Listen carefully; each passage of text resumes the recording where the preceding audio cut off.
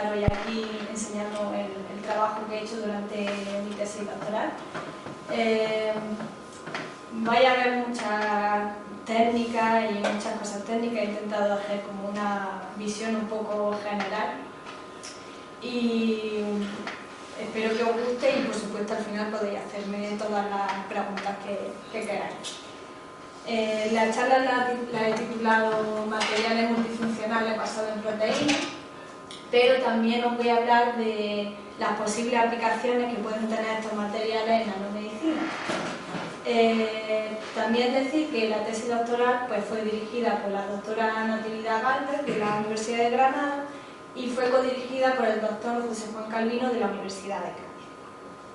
Bueno, voy a empezar con una breve introducción y cabe destacar decir que en los últimos años se han desarrollado numerosos materiales en la escala nanométrica y así ha surgido una disciplina conocida como nanotecnología.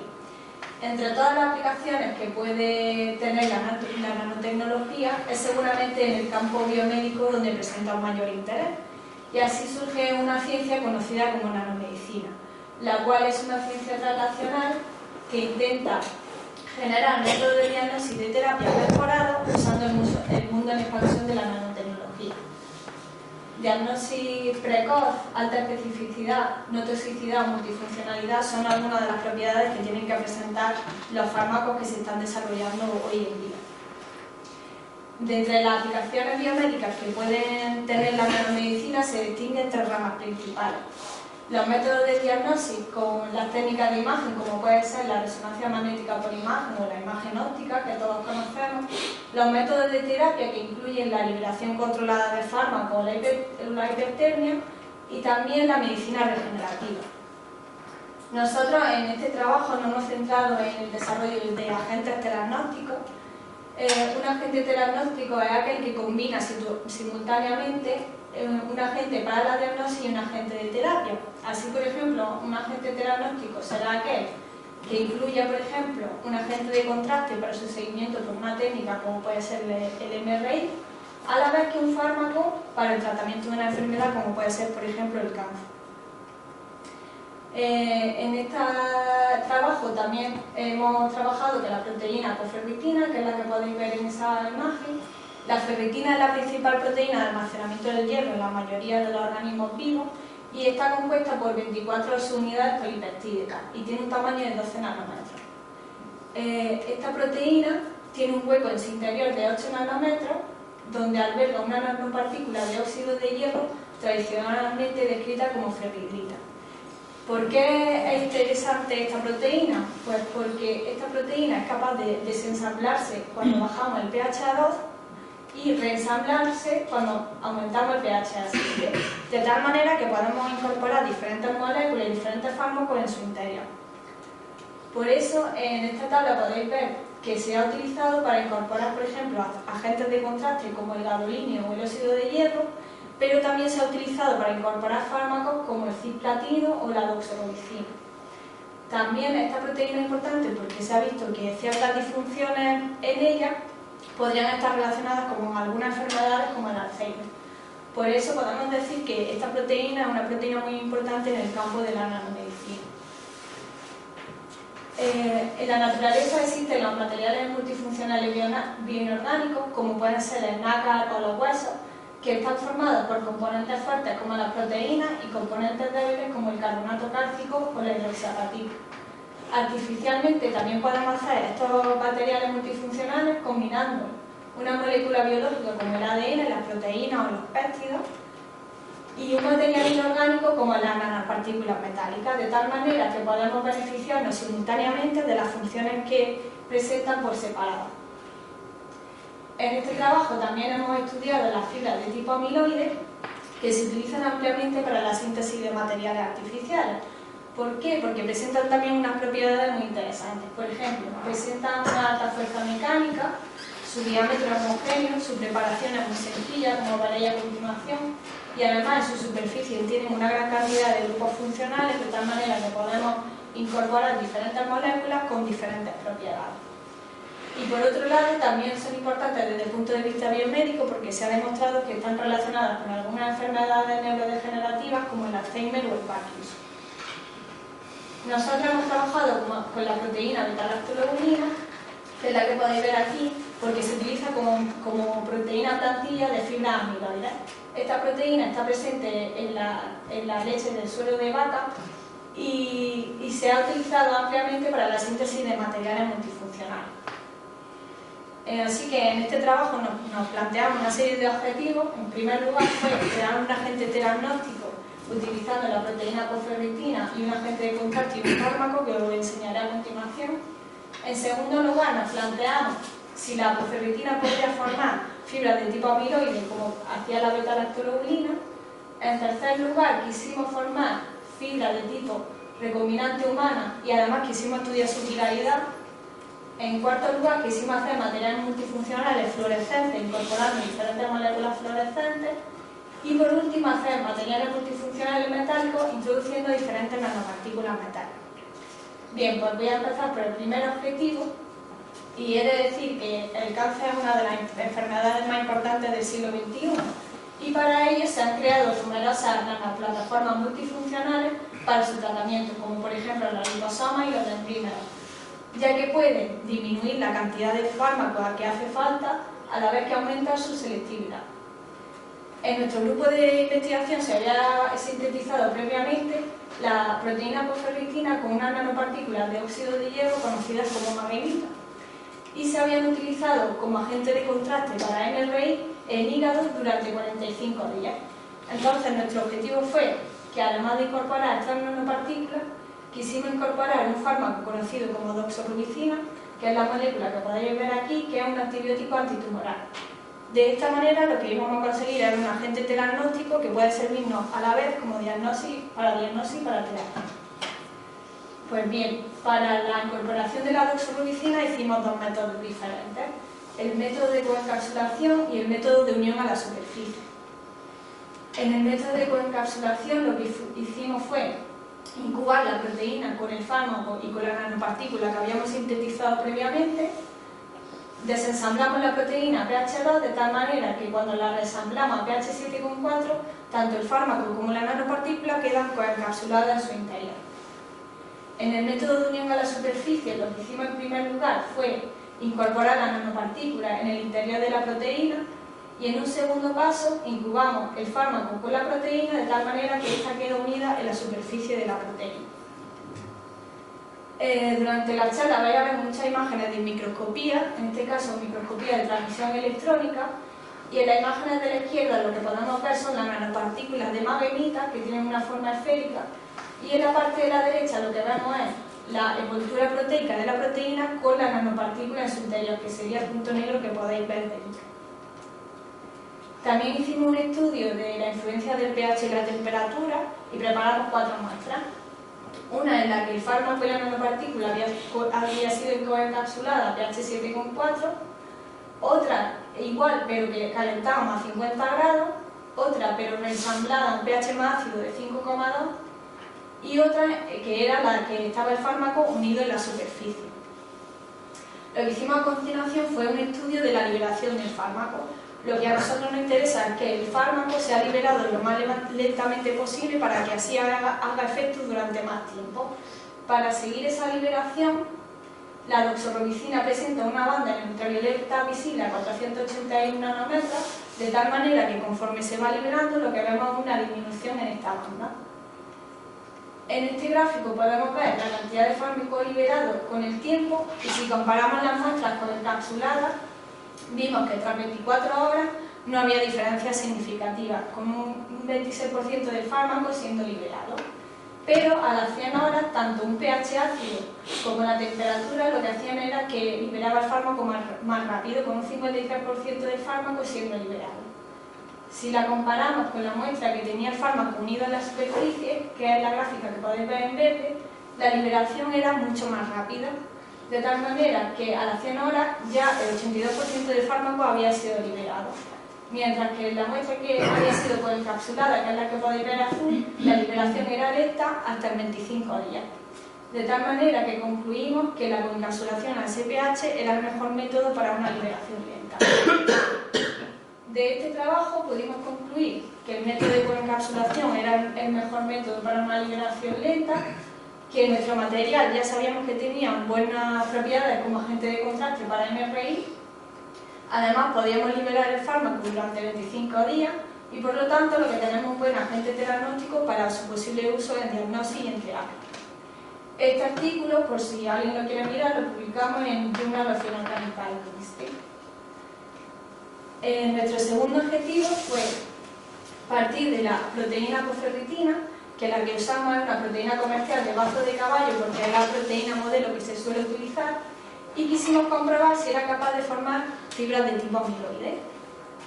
Entonces, una vez que comprobamos eso, quisimos hacer un proceso de optimización de ese proceso de fibrilación y también quisimos estudiar la cinética de formación de esas fibras.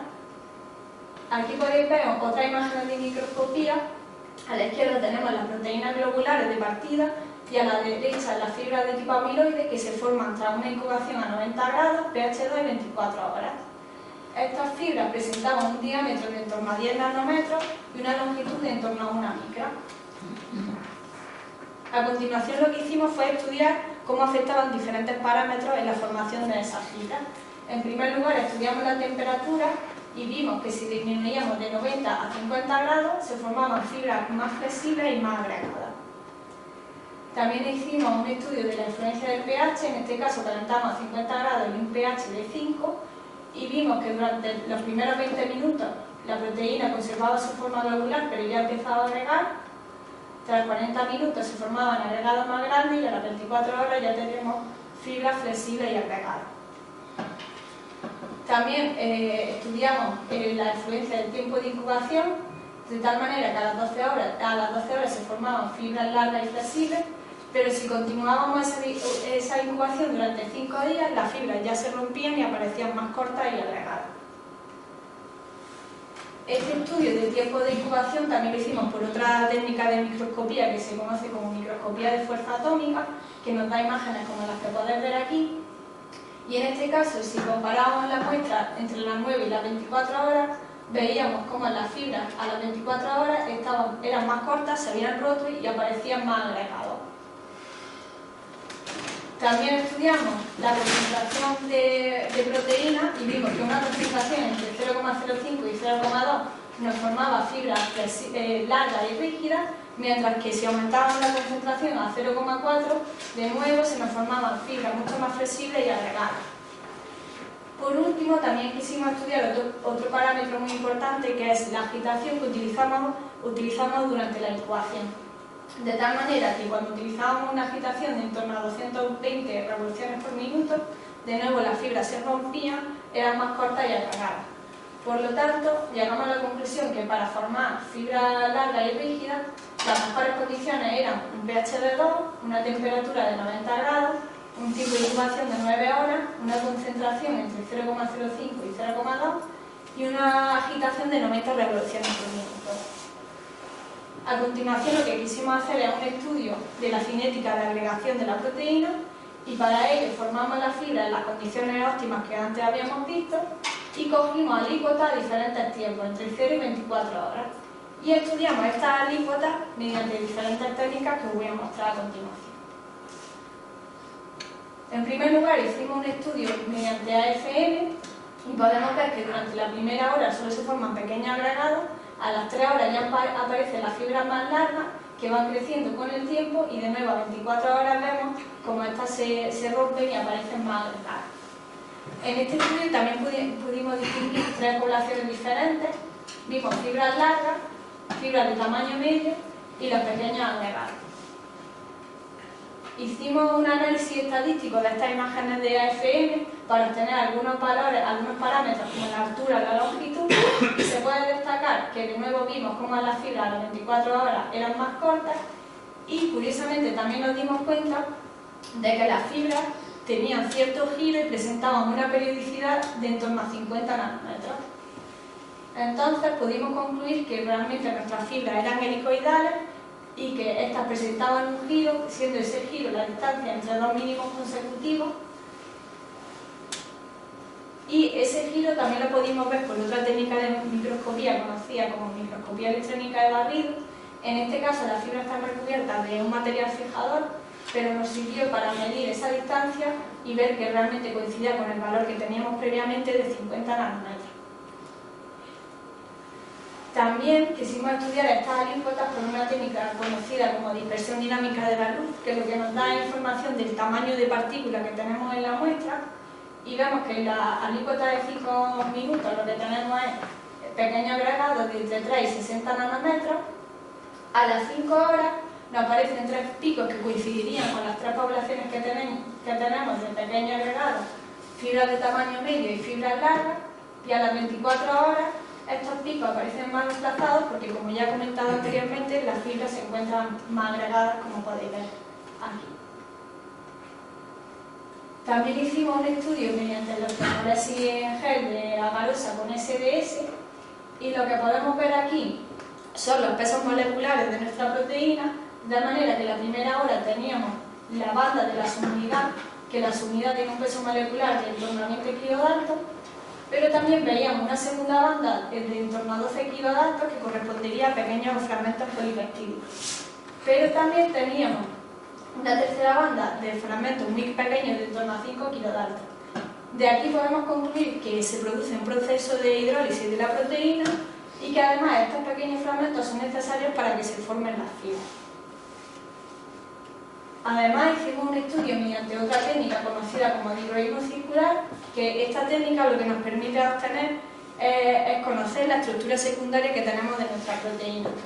En este caso, en la alícuota de 5 minutos, lo que tenemos es una estructura de tipo alfa hélice que correspondería a la proteína globular de partida, pero a las 24 horas lo que tenemos es una longitud de onda de 217 nanómetros correspondiente a una estructura lámina beta, que es la que corresponde con las fibras amiloides.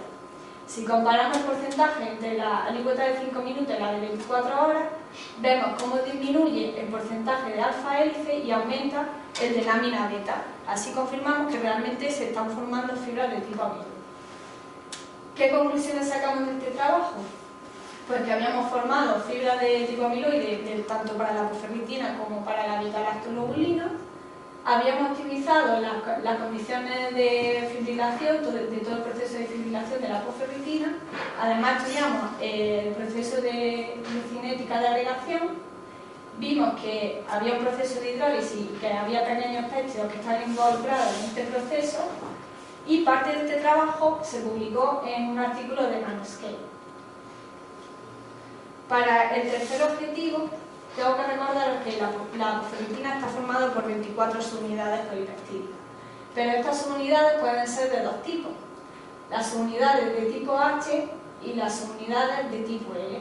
Estas subunidades tienen funciones diferentes, de tal manera que las subunidades de tipo H se encargan de la oxidación del hierro 2, mientras que las unidades de tipo L se encargan de la nucleación del hierro 3, es decir, de la formación de la ferrohidrita en el interior de la proteína.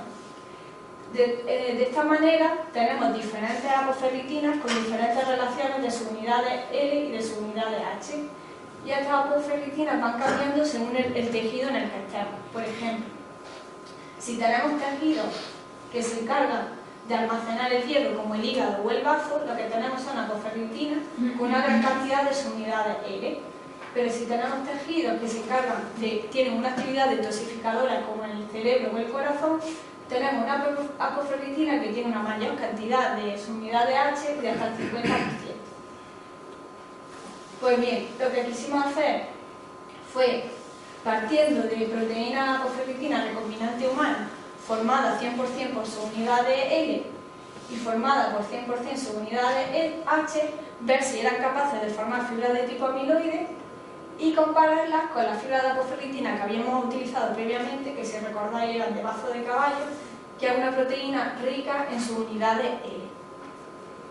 En primer lugar, hicimos un estudio de AFM de la apoferritina de bazo de caballo y vimos de nuevo que teníamos fibras helicoidales, pero además nos dimos cuenta de que ese giro era hacia la derecha, es decir, teníamos fibras dextrógenas, tal y como podéis ver en esta imagen. ¿Por qué es importante la quiralidad y ese giro? Pues porque la quiralidad puede estar relacionada con la actividad bioquímica, pero también con la toxicidad de la fibra. y porque si somos capaces de controlar esa quiralidad podemos obtener nuevos materiales con nuevas propiedades. En el siguiente paso lo que hicimos fue estudiar la apoferritina H y la L, y curiosamente nos dimos cuenta de que las fibras de apoferritina H eran levógiras y las de apoferritina L eran destrófilas. Tal y como podéis ver aquí, estas giraban a la izquierda y las de L giraban a la derecha. Esto también fue novedoso porque era la primera vez que se veía que una proteína globular podía tener este giro destrófilo. Hasta ahora todas las proteínas que se han visto presentan un giro a la izquierda. Por lo tanto, llegamos a la conclusión de que las unidades pueden controlar el tipo de quiralidad de nuestras fibras. También hicimos un análisis estadístico de estas tres muestras y lo que podemos concluir aquí es que las fibras de tipo H presentaban una menor altura y además nos dimos cuenta que esa periodicidad era más larga para las de tipo H, de en torno a 100 nanómetros. Por lo tanto, estas presentaban una menor altura y una periodicidad más larga.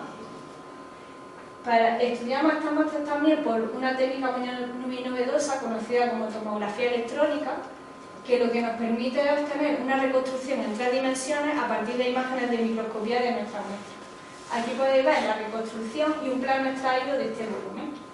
De nuevo vimos cómo teníamos una estructura helicoidal, pero además comprobamos que lo que teníamos eran 2 filamentos que se entrecruzaban, de tal manera que podíamos ver esos puntos de entrecruzamiento y unos huecos que se generaban entre los 2 filamentos. Esta es otra reconstrucción en 3 dimensiones de las fibras, y también vimos que si medíamos el tamaño entre esos puntos de entrecruzamiento, lo que teníamos era la periodicidad, que de nuevo nos coincidía con los valores que habíamos obtenido antes de 50 nanómetros. Hicimos el mismo estudio para la apoferritina H y para la apoferritina L y comprobamos que los valores coincidían con una periodicidad de en torno a 100 nanómetros para la H y de en torno a 50 nanómetros para la L. Hicimos también un estudio mediante dicroísmo circular de las 3 fibras y también de la proteína globular de paso de caballo de partida, de tal manera que vimos una estructura de tipo alfa hélice para la proteína globular y para el resto confirmamos que teníamos una estructura secundaria de tipo lámina beta, confirmando que teníamos fibras de tipo amiloide. ¿Qué conclusiones sacamos de este trabajo? Pues que habíamos formado por primera vez fibras de proteína con una quiralidad destrófica. Habíamos formado además por primera vez fibras de proteína a partir de apoferritina recombinante humana de tipo H y de tipo L, que además vimos que teníamos filamentos dobles con una estructura helicoidal y bueno, el primer paso de todo esto ha sido caracterizarlo, pero estas proteínas podrían ser importantes desde el punto de vista neurológico porque, como he contado al principio, disfunciones en ellas están relacionadas con ciertas enfermedades neurodegenerativas. Y además, si podemos controlar la quiralidad, también podemos formar nuevos materiales multifuncionales. Estamos muy contentos porque este trabajo lo publicamos hace un par de meses en la revista JACS. Nuestro cuarto objetivo fue hacer materiales multifuncionales incorporando diferentes moléculas fluorescentes. Para ello utilizamos la proteína apoferritina y la beta-lactoglobulina y usamos 2 tipos de fluoróforos, un fluoróforo de tipo Quantum 2 y un fluoróforo de tipo Alexa Fluor. En primer lugar, lo que hicimos fue funcionalizar las fibras con los Alexa Fluor. Utilizamos, por ejemplo, el Alexa Fluor 488, que es esta molécula que podéis ver aquí. Esta molécula tiene grupos derivados de éster que reaccionan con los grupos aminos que tienen nuestras fibras, de tal manera que tenemos la fibra funcionalizada con diferentes fluoróforos. Para caracterizar estas muestras, lo que hicimos fue una técnica muy novedosa también, que es AFM en combinación simultánea con microscopía de fluorescencia estándar. De tal manera que aquí podéis ver cómo la imagen de fluorescencia coincide con nuestras fibras, demostrando que las fibras están funcionalizadas. También utilizamos microscopía de fluorescencia estándar, que son las imágenes de la izquierda, pero utilizamos microscopía de fluorescencia de superresolución. De tal manera que aquí vimos que la funcionalización es heterogénea, estando los fluoróforos funcionalizados en ciertos puntos de la fibra y que coincidían con nuestras imágenes de AFM. Estas imágenes de AFM tienen menos resolución porque el microscopio que se utilizó fue diferente al que habíamos utilizado previamente. Aquí podéis ver otra imagen de fluorescencia de superresolución y de nuevo vemos que la funccionalización es heterogénea, donde hay fluoróforos que se acumulan en ciertas partes de las fibras. Hicimos lo mismo con otras moléculas fluorescentes de tipo quantum dot que están hechas de cadmio y selenio, y utilizamos tres tipos que tienen longitudes de onda de emisión diferentes y tienen tamaños y formas diferentes, tal como podéis ver aquí. De nuevo, estos quantum dots tienen derivados de éster que reaccionan con nuestros grupos aminos de las proteínas. Aquí podéis ver que la funcionalización fue correcta. En el caso de la beta-lactolobulina había algunos quantum dots libres que no se habían funcionalizado, pero en el caso de la fosferritina la funcionalización fue completa. Hicimos un análisis por EDX que lo que nos permite es comprobar qué elementos tenemos en nuestra muestra. En este caso comprobamos que teníamos cadmio, selenio y azufre, ya que el quantum dot está formado de dichos elementos. Los mismos resultados los tuvimos con la beta-lactolobulina y en este caso también hicimos AFM en combinación simultánea con microscopía de superresolución, de tal manera que aquí podéis ver que la fluorescencia coincide perfectamente con los quantum dots que veíamos por AFM. Aquí quiero mostraros un vídeo que se hizo tomando diferentes imágenes de fluorescencia, de tal manera que podéis ver que donde tenemos fibras se puede ver cómo tenemos fluorescencia, confirmando de nuevo que la funcionalización había sido correcta. En un segundo experimento lo que quisimos hacer es incorporar dos tipos de quantum dot al mismo tiempo y pudimos comprobar perfectamente que en este caso el quantum dot 655, que tiene más forma de bala, y el quantum dot 525, que es de menor tamaño y tiene forma esférica. Esta muestra también la quisimos seguir por AFM en combinación con microscopía de superresolución, de tal manera que podemos ver la emisión de fluorescencia tanto de un quantum dot como de otro, y aquí en la superposición de ambas podemos ver que coincide perfectamente con la imagen de AFM. ¿Qué conclusiones podemos sacar de este estudio? Pues que hemos formado fibras multifuncionales fluorescentes a partir de la fosferritina y la beta-lactolobulina. Hemos utilizado una técnica muy novedosa que combina FM con fluorescencia de superresolución. De nuevo podemos decir que tenemos una plantilla muy prometedora para la preparación de materiales multifuncionales. Y también acabamos muy contentas porque este trabajo lo publicamos en Small y además nos concedieron la portada, que es la que podéis ver aquí. Nuestro último objetivo fue hacer materiales multifuncionales incorporando diferentes nanopartículas metálicas. En este caso utilizamos nanoesferas de oro, nanorods de oro y nanopartículas de óxido de hierro de tipo magnetita que os he enseñado al principio. De tal manera que lo que hacemos es incorporar diferentes nanopartículas a nuestras fibras de fosferritina y beta-lactolobulina. Aquí podéis ver la incorporación de las nanoesferas de oro y vimos que la incorporación fue completa, no había nanoesferas libres en el medio. Mediante EDS comprobamos que efectivamente lo que teníamos era oro, y también por ultravioleta visible vimos la banda de la proteína y la típica banda SPR que presentan las nanoesferas de oro. El mismo estudio lo hicimos con los nanorods de oro. Aquí podemos ver el análisis de EDX que confirma la presencia de oro. Y también la analizamos mediante ultravioleta visible, que muestra las dos típicas bandas SPR de los nanorods de oro. También quisimos decorar estas nanopartículas estas fibras con nanopartículas de tipo magnetita. Aquí podéis ver que en el caso de la fosferritina se forman nanopartículas más agregadas, aquí está un poco más dispersa y un poco más alineada en el caso de la beta-lactolobulina. El análisis por EDX nos confirmó de nuevo que teníamos hierro en este caso, y también medimos las propiedades magnéticas, que de aquí podéis ver las curvas Zellerfield-Kuhl y las curvas de histéresis, que en general nos dicen que nuestro material tiene buenas propiedades magnéticas si lo comparamos con las propiedades que presentan las nanopartículas aisladas. Y en un último paso lo que quisimos hacer es utilizar las fibras de apoferritina para la síntesis in situ de diferentes nanopartículas metálicas. De tal manera que las incubamos con diferentes sales, una sal de oro, otra de plata y otra de paladio, y a continuación hicimos un proceso de reducción con borhidruro sódico para así formar in situ las nanopartículas sobre la superficie de las fibras. En el caso del oro pudimos ver que se formaban nanopartículas bastante homogéneas de pequeño tamaño. El análisis por EDX nos confirmó efectivamente que teníamos oro y esta muestra nos pareció muy interesante, así que la analizamos también por tomografía electrónica. Aquí podéis ver la reconstrucción en 3 dimensiones y un plano extraído de este volumen. En verde o azul podéis ver la fibra de apoferritina y en rojo la nanopartícula de oro.